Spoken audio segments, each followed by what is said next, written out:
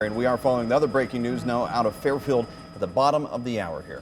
There is a massive apartment fire on Brittany Lane. We've been covering it for the better part of the afternoon here. This is a live look at the scene from Chopper 9. And Dan Carroll is, of course, above the scene there right now in Chopper 9. Dan, you've seen everything from raging flames to now what appears to be kind of a calmer situation, at least overall. What's going on?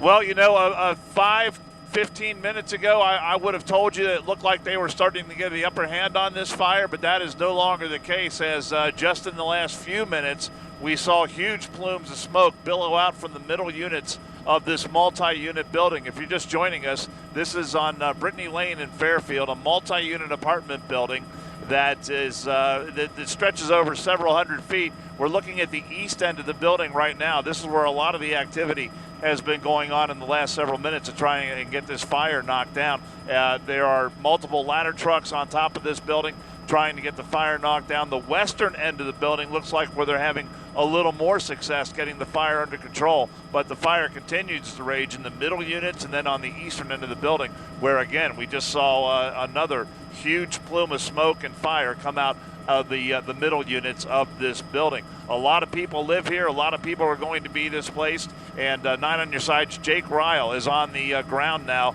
very close to the scene, and he joins us with the information that he's been able to gather so far. Jake?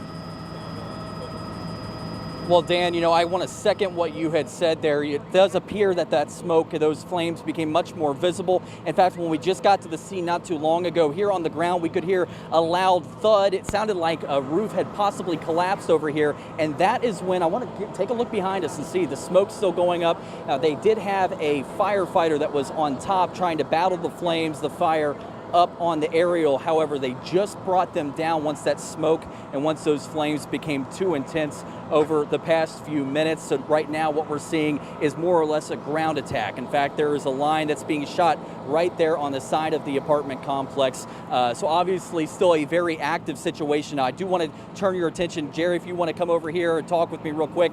This is Jerry Reardon. He is with the American Red Cross. Jerry, obviously you guys are coming in now to handle the folks that are going to be impacted by this. What do we know so far? Right now we know there's 8 units that have been affected. Not quite sure the total number of residents yet. We just got here a little bit ago. We've set up canteen service to provide food and drinks for the firefighters. The hottest day of the year so far, and they're out here fighting this. So we're supporting them right now and getting numbers on the residents. We're not sure the total number yet. Can we say that it's in the dozens that might be impacted by this? I mean, you've got multiple apartment units that are over here. There's definitely eight definite units, and the list that I've seen so far is looking like about 18 people, but I haven't talked to each resident yet to find out how many actually live in each unit. Have you had a chance to talk to any of the residents yet so far? I've talked to 2 of the residents so far.